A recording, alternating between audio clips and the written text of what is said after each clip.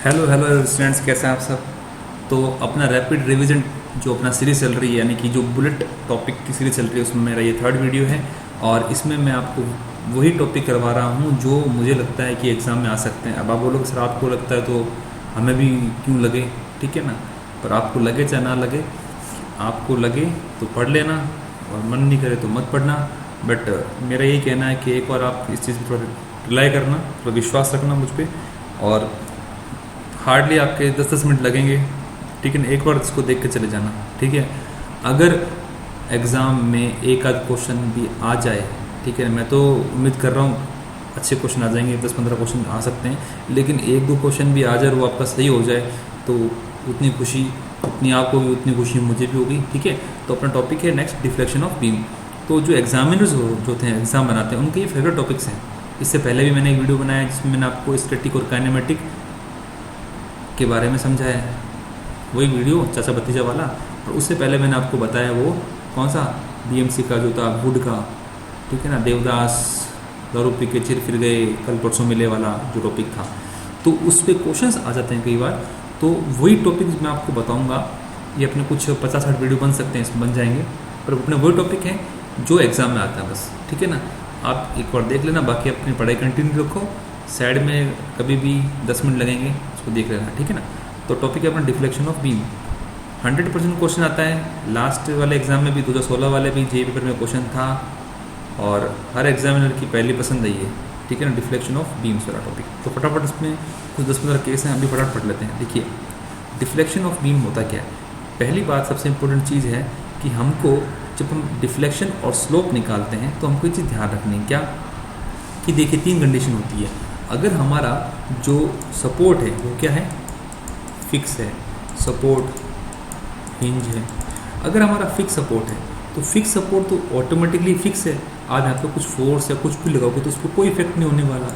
तो जो हमारा जॉइंट फिक्स है, सपोर्ट फिक्स है, तो वहाँ पे थीटा, इसका सिंबल है स्लोप का, ये भी ज़ीरो होता है, और डेल्टा होता है डिफ्लेक्शन, ये भी ज़ीरो होता है। तो ये बात तो रट लेना, दिमाग बैठा लेना। जो सपोर्ट फिक्स है वहाँ पे स्लोप भी जीरो और डिफ्लेक्शन भी जीरो। अब सेकंड अपना हिंज सपोर्ट या पिन सपोर्ट। तो हिंज सपोर्ट में ध्यान रखना कि अगर मान लो ऊपर से कोई फोर्स आता है तो यहाँ रिएक्शंस को बैलेंस करने के लिए है, यानी कि यहाँ पे डिफ्लेक्शन तो कभी भी ज़ीरो नहीं होगा, ठीक है ना। डिफ्लेक्शन कभी ज़ीरो नहीं होगा। तो क्या यहाँ पे स्लोप जीरो होगा सर? नहीं।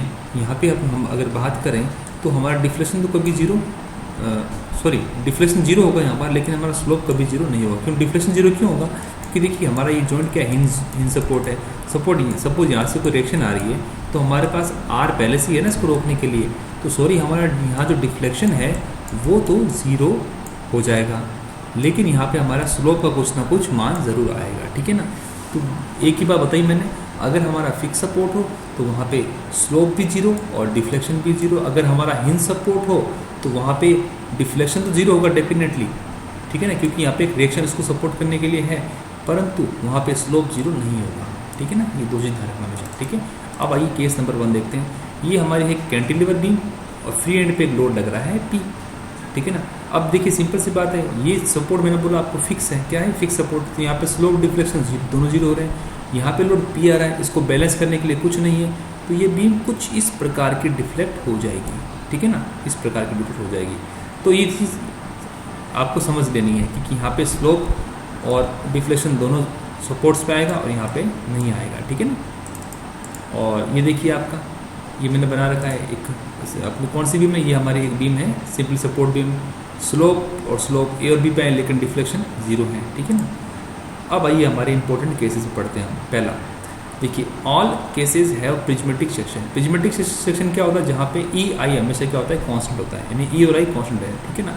देखिए फर्स्ट केस हमारा कैंटिलीवर बीम है जिसपे एक एम यानी कि एक मूवमेंट लग रहा है एम, इसको हम बोलते हैं कपल एम लग रहा है। देखिए यहाँ पे सिंपल सी बात है, यहाँ तो कुछ आएगा नहीं, ये फिक्स है। यहाँ पे आएगा देखिए स्लोप एम एल अपॉन में ई आई और deflection M L square upon में 2EI, ठीक है ना। ये दो रिजल्ट तो ये हो गए। स्लोप ये रहा स्लोप, और डिफ्लेक्शन ये डिफ्लेक्शन जो हुआ है, ठीक है। ध्यान थीटा भी यहाँ तो स्लोप होगा ही नहीं, लेकिन यहाँ से चल के ये आएगा थीटा भी। तो अगर इस लाइन पे यहाँ भी थीटा भी सेम ही रहेगा ना मैथमेटिकल टर्म में जो। थीटा भी M L upon E I और deflection M L square upon में 2EI, ठीक है ना। नेक्स्ट हमारा केस एक कैंटिलीवर बीम है जिसपे पॉइंट लोड लग रहा है, ठीक है ना। तो थीटा बी देखिए पी एल स्क्वायर अपॉन में 2EI और स्लोप सॉरी थीटा और डिफ्लेक्शन हमारा होगा बी पे पी एल के ऊपर में 3EI, ठीक है ना। नेक्स्ट केस हमारा देखिए जब हमारा ये जो केस नंबर सेकंड है इसी को एक एक्शन पार्ट मान लो, ये जो पी है सेंटर में आ चुका है, सेंटर में नहीं आया है, यहाँ से ए और यहाँ से बी दूरी पे आ चुका है, ठीक है ना। आप देखिए इसको इस कर्व को ध्यान से देख लेना, क्योंकि यहाँ पे पी है तो ये रहा अपना थीटा भी दिख रहा है आपको, और ये यहाँ पे आया तो यहाँ पे थीटा सी, चूँकि ये लाइन है मैथमेटिकल टर्म, ये लाइन हो गया तो यहाँ पे लाइन का स्लोप सेम ही है, तो थीटा भी आपका थीटा सी के बराबर ही रहेगा इस केस में, ठीक है ना। और डिफ्लेक्शन जो आपका सी पे ये टोटल ये होगा डेल्टा C1 ये वाला प्लस डेल्टा C2 ये वाला। तो डेल्टा C1 क्या जो डेल्टा बी है और डेल्टा C2 ये वाला निकालना है। तो देखिए मैथमेटिकल टर्म क्या होती है, देखिए ये आपका थीटा बी है और ये आपकी बी है और ये आपका निकालना आपको डेल्टा C2। तो डेल्टा C2 क्या होगा थीटा बी इंटू बी, ठीक है ना। सिंपल मैथमेटिकल टर्म है ये रहा थीटा बी इंटू बी। इस दोनों वैल्यू को आप पुट करोगे यहाँ पे, देखिए इस पे P A square upon 2EI, ठीक, क्योंकि यहाँ पे स्लोप दोनों के लिए सेम है, और डिफ्लेक्शन बी पे कितना होगा P A cube upon 3EI, और डेल्टा सी कितना होगा पी ए क्यूब अपॉन में 3EI plus P A square upon 2EI into B, यानी deflection at point C is what deflection at point B plus slope B पे into B multiply कर दो तो ये value आ जाएगी। यहाँ पे समझने वाली बात क्या है, एग्जाम में इतना डिग्री नहीं आने वाला, वहाँ सिंपल क्या है सेंटर पे लग रहा है, सेंटर पे लग रहा है मतलब क्या होगा आपका ए और बी क्या होगा L/2 हो जाएगा। सारी वैल्यू पुट करो, यहाँ पे क्या आएगा 5/48 पी एल क्यूब अपॉन में EI, ठीक है ना। जब क्या हो L/2 हो जाए, तो ये आपको याद रखना है, ठीक है ना। ये वाला ये जो 8, 10, 12 केस है ना, ये आपको क्या करना है फटाफट इन केसेस को आप नोट डाउन कर लेना एक पेज पे और दीवार पे चिपका लेना, यहाँ वहाँ जाते रहो एक बार देख लेना इसको, क्वेश्चन पक्का आएगा यहाँ से, कन्फ्यूज़ होना मत, लास्ट में बताएंगे क्वेश्चन कैसे आता है, ठीक है। अब देखिए ये हमारा केस है, इसमें क्या देखिए ये हमारा एक कैंटिलीवर में लग रहा है UDL लग रहा है ना, तो और पूरे स्पान पे लगा W पर मीटर, तो स्लोप कितना होगा WL क्यूब अपॉन में 6EI और डिफ्लेक्शन WL4 अपॉन में 8EI, ठीक है ना। बेसिकली क्या है ये जो पहले के 4 केस है ना जो मैंने आपको बताया 1, 2, 3, 4 ये बहुत इंपॉर्टेंट है, और जैसे केस नंबर 5 है, ठीक है, ये इतना खास इंपॉर्टेंट नहीं है लेकिन 4 तो इंपॉर्टेंट हो ही गया, आगे भी बताऊँगा जो इंपॉर्टेंट है, ठीक है। केस नंबर 5 अगेन देखिए, अब UDL इसमें क्या लेटर वाले पोर्शन में लग रहा है, तो क्या कर दो पहले पूरे पे लगा दो माइनस हाफ पे कर दो तो आंसर आ जाएगा, ठीक है ना। ये मैथमेटिकल टर्म है, आप समझ लेना, कोई दिक्कत नहीं है। नेक्स्ट देखिए हमारा UVA लग रहा है, ये यूनिफॉर्म बेरिंग लोड बी पे 0 लेके ए पे मैक्सिमम, तो सिंपल सी बात है, ये सपोर्ट कौन सा फिक्स है, तो यहाँ ना तो स्लोप होगा ना डिफ्लेक्शन होगा, कहाँ पे होगा सिर्फ बी पे होगा, तो WL क्यूब में 24EI और WL4 में 30EI, ठीक है ना। ये हमारा नेक्स्ट है एक सिंपल सपोर्ट में दोनों तरफ कपल लग रहा है M, तो क्या होगा थीटा ए और थीटा बी तो होगा ही, सिंपल सी बात है, लेकिन डिफ्लेक्शन इस सपोर्ट्स में नहीं है कि ये हिंज सपोर्ट डिफ्लेक्शन का आएगा मैक्सिमम सेंटर में आएगा, तो थीटा ए थीटा बी कितना होगा ML अपॉन में 2EI और मैक्सिमम ML स्क्वायर अपॉन में 8EI, ठीक है ना। ये कई बार एग्जाम में सब कोई पूछा तो नहीं है लेकिन ये कई बार पूछ सकता है, पेपर थोड़ा टफ बनाना ना तो इस चीज़ें पूछेगा एग्जाम में, ठीक है ना। तो आपको समझ में आना चाहिए कि वो पूछ क्या रहा है, वो लंबा थोड़ा क्वेश्चन लिखेगा ये है वो है फलाना ढंग का है, तो बताइए डिफ्लेक्शन क्या होगा, बस डायग्राम समझना। अच्छा ये डायग्राम बोल रहा है दोनों तरफ कपल लग रहे हैं, ठीक है सर ने से बताया था कुछ, ओके ये MM है, ठीक है ML स्क्वायर अपॉन 8 है, बस ऐसे करना आपको फटाफट एग्जाम में, हमारे पास टाइम बहुत कम होगा, ठीक है ना। और ये देखिए सिंगल कपल लग रहा है, सिर्फ सिंगल कपल, तो मैक्सिमम कहाँ पे होगा L/√3 पे होगा, ठीक है ना, ए से, ठीक है। ये प्रकार का अगर आपने बीम पढ़ी हो, मैंने पिछली वीडियो बताई थी, तो इस प्रकार से बीम हो गया ना, ये UV लोड लग रहा है, तो उसका एसएफटी भी हम ड्रॉ करते हैं, उसकी क्वेश्चन है वैसे ही, तो ये सिंपल RRB का मान होते हैं, तो आप उसको देख लेना एक बार, ठीक है ना। अब देखिए पहले 4 इंपॉर्टेंट थे, बीच वाले भी कुछ इंपॉर्टेंट है ही, लेकिन अब जो आने वाले आखिरी जो 4 हैं वो बहुत इंपॉर्टेंट है, यहाँ से ही क्वेश्चन पूछता है, यहाँ से ही क्वेश्चन पूछेगा 100%। देखिए ये क्या है, एक सिंपल सपोर्ट बीम है, सेंटर पे लग रहा है पॉइंट लोड, तो थीटा है theta B PL square upon में 16EI, ठीक है ना, और डिफ्लेक्शन क्या होगा PL के ऊपर में 48EI। This is the very important case, यही केस है, ठीक है ना। अब देखिए नेक्स्ट हमारा केस क्या लग रहा है, UD लग रहा है पूरे पे, तो देखिए WL क्यूब अपॉन 24EI और 5/384 WL4 अपॉन में EI, ठीक है ना। अब देखिए ये केस देखिए, ये हमारा था simple support beam point load, अगला हमारा क्या है फिक्स बीम, और फिक्स बीम आपको पता ही है ए और बी पर ना स्लोप ना डिफ्लेक्शन कुछ नहीं आएगा, केवल डिफ्लेक्शन आएगा किस पे सेंटर पे आएगा, और वो कितना होगा, वो होगा 1/4 1/4 किसका, सिंपली सपोर्ट का। यहाँ पे कितना है, P L Q upon 40 T है ना, इंटू 1/4 कर दो आप, बस ये आएगा 192 ई आई बस।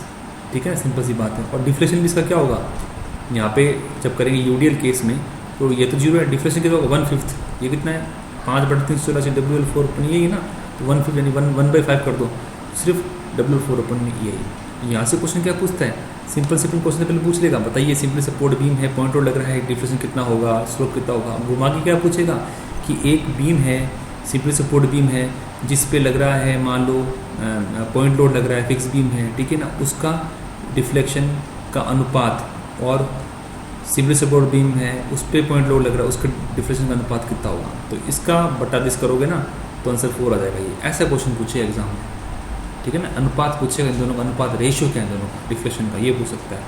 फिर है simply support beam with concentric point load, eccentric मतलब पॉइंट लोड यहाँ की लग रहा है, तो उस केस में क्या हो सकता है, तो उसमें आप एक चीज़ ध्यान रखना कि अगर इसेंट्रिक पॉइंट लोड हो तो मैक्सिमम जो आपका डिफ्लेक्शन होगा ना वो लगेगा बिटवीन सेंटर ऑफ स्पान यानी सी पे और अंडर दी पॉइंट लोड। बस ये चीज़ ध्यान रखना है कि इस स्टेटमेंट है वो आप थोड़ा ध्यान रखना है इसको, और कुछ ज़्यादा कुछ नहीं है इस पर, ठीक है।